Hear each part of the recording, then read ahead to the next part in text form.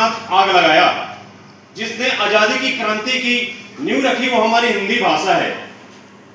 संस्कृत की सिंध से इसकी उत्पत्ति होती है।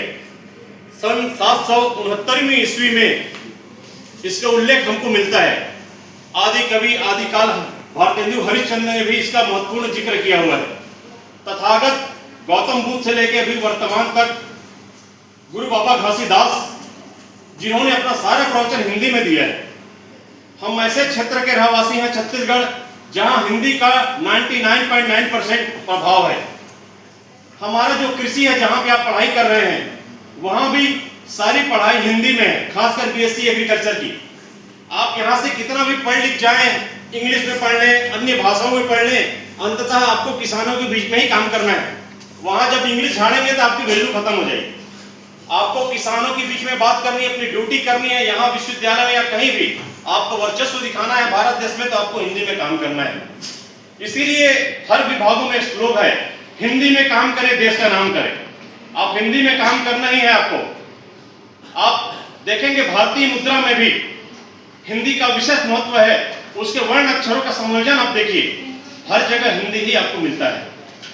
तो हिंदी जी है जो है हमारे जीवन का महत्वपूर्ण अंग है। अभी वर्तमान एआई की आप जिंदगी जी रहे हो कंप्यूटर टेक्नोलॉजी में, तो कंप्यूटर टेक्नोलॉजी में भी आपको हिंदी का ही वैल्यू है।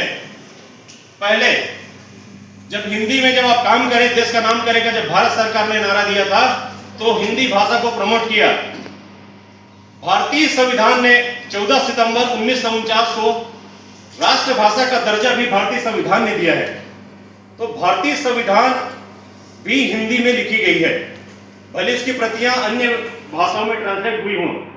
हर क्षेत्र में हमारा भाषा हिंदी ही है। हमें ये नहीं भूलना चाहिए, आज क्रांतिकारी युग से ले आज वैज्ञानिक युग तक हम सभी हिंदी भाषी हैं। तो हिंदी हमारी जननी है, हिंदी हमारी मातृभाषा है और हिंदी में ही हमको आगे बढ़ के हमें काम करना चाहिए। क्योंकि आप यहाँ से पढ़ेंगे लिखेंगे, जो भी अधिकारी बनेंगे, कृषि विस्तार अधिकारी बनेंगे, उद्यान विस्तार अधिकारी बनेंगे, आपको किसानों के बीच में काम करनी है।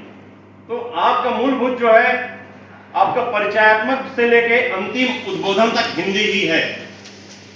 हिंदी हमें जो है वैश्विक रोजगार से जोड़ता है। आप ग्रामीण क्षेत्र में आप चले जाएंगे, कहीं भी आप चले जाइए, तो वहाँ इंग्लिश में प्रचार करेंगे तो आपके प्रोडक्ट को कोई लेगा क्या? अरे तो समझेगा भी नहीं। तो आपको हिंदी में प्रचार करनी पड़ेगी। हिंदी ही एक दूसरे को लगाव का, जुड़ाव का सशक्त माध्यम हिंदी है। उसके साथ साथ वैकल्पिक रोजगार के आपके प्रचार प्रसार के साथ आप किसी भी सेक्टर में आप